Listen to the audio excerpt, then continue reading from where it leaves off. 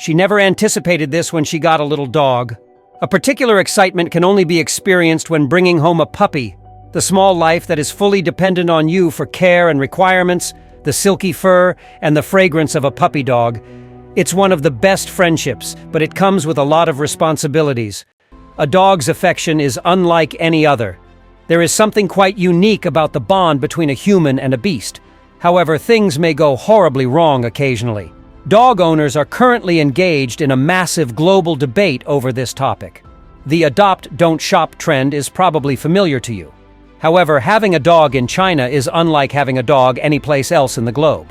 It is not common for families to be able to have dogs as pets. It's much harder to keep any animal when you live in a high-rise building with little room than it is for those of us who have gardens. Living with a furry friend is still the exception rather than the rule, but things are starting to change. That being said, owning an animal as a friend is becoming an increasingly popular habit in China, particularly among young people. The preferred animal is undoubtedly a smaller breed of dog that can live indoors, closely followed by cats, who are the second most popular animal globally. But you wouldn't believe how much more costly they are to purchase there. Since the one-child-per-family restriction was repealed, families are having more children, and the number of houses with pets is also rising. There's a rising market for animals that are appropriate as family pets and indoor pets because, well, kids simply naturally love little, fluffy creatures. Despite not having children of her own, Miss Wang had always desired a puppy of her own and waited until she could provide the tiny ball of fluff with everything. It was not to be, though. Adopting a dog from a shelter and giving it a new home and better life is a wonderful idea for many people, but there are a number of hazards involved. What kind of disposition will the dog have? How much will it expand? Will it be an energetic person or a couch potato? Miss Wang went to a pet store to look for a purebred dog, especially the Japanese Spitz, which was her ideal dog in order to avoid all those unknown features. She was in over her head, though. Miss Wang, a native of Shaanxi province in China, had spoken to as many individuals as she could who were familiar with the Japanese Spitz breed, and had long known that this was the dog she wanted. But it happened by accident that she took action when a friend recommended a pet shop that had Japanese Spitz breeds. She would have her pet. Small to medium-sized Japanese Spitz dogs are bred specifically for those looking for a companion animal. They are equally as fluffy and larger as their extremely adorable Pomeranians relatives. They were created in Japan in the 1920s and 1930s, and now they are extremely well-liked, mostly because to their easygoing nature and other attributes like luxuriant, fluffy coats that require little upkeep. Like so many others before her, she entered the store and saw the spacious cage with the lonely dog within. Since this wasn't a dog that was constantly accessible, she realized right away that it was fate. She was going to fall in love with this puppy. She hurried over to stroke and love the amiable white puppy, and she immediately purchased him along with every toy known to man, a luxurious bed, grooming supplies, fine dining, and of course, every toy in existence. She only bought the stunning white puppy a few weeks ago, and she was surprised to see that it was only $190, considerably less than she had anticipated. Though the store she was visiting was suggested by a friend, she didn't give it any thought, even though she had seen them marketed for significantly more than that. However, over time, her buddy and other people began to notice something strange about the dog. Despite the fact that some of the remarks made about the small animal were accurate, Miss Wang chose to dismiss them all and quickly declared her love for it.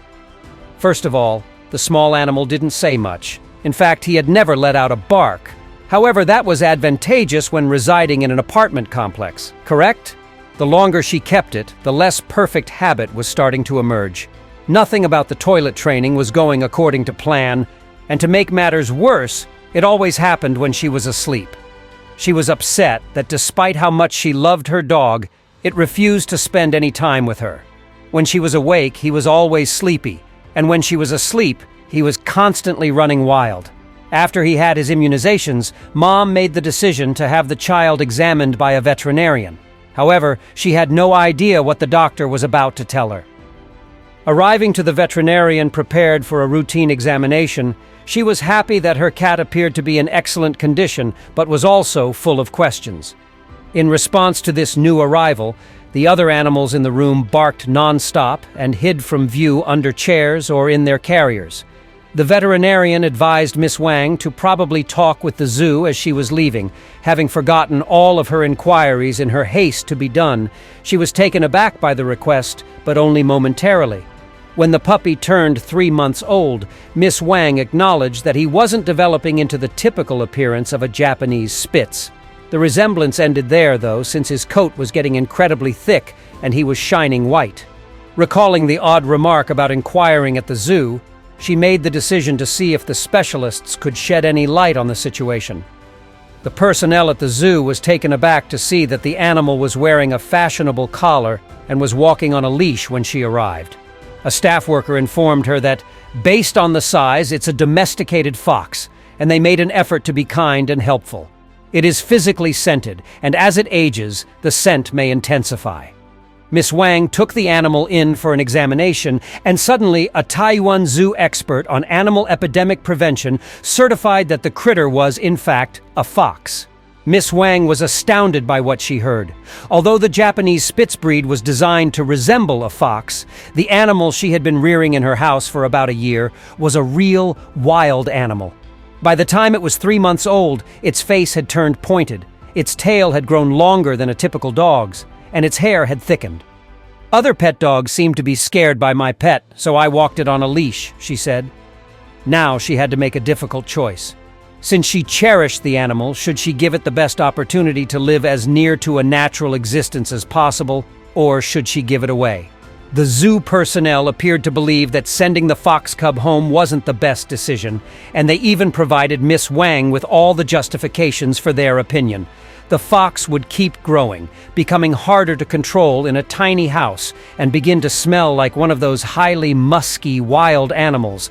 Miss Wang reflected on how hard it had really been to raise the fox pup, and all the little things that suddenly made sense.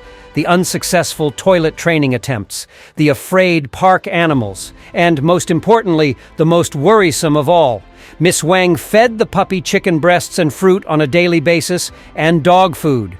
But around 3 months old, it started to reject anything she tried, and she had been having trouble feeding him anything for some time.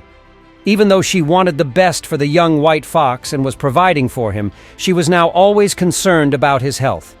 In the end, it was agreed that the fox should continue to reside in the zoo.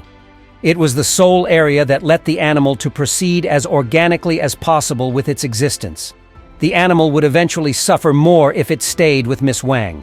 She would have preferred for him to lead a natural life if she had the chance, but that wasn't possible. The puppy was a wild animal, but his upbringing as a domestic dog would not help him in the wild. He was not afraid of people at all, so he wouldn't know what to be afraid of, and he wouldn't even know how to acquire food for himself. All of his life, he had only ever been served food in a plate. However, the choice has a happy ending. When Miss Wang arrived at the local zoo to drop off her gorgeous white fox, she was ecstatic to discover that she would be allowed to see him anytime she missed him. It turns out that she truly could supply her dog what he required, despite her long-standing concerns to the contrary. The zoo would ensure that the fox's requirements were satisfied, and Miss Wang will undoubtedly reconsider purchasing another canine from a dubious breeder.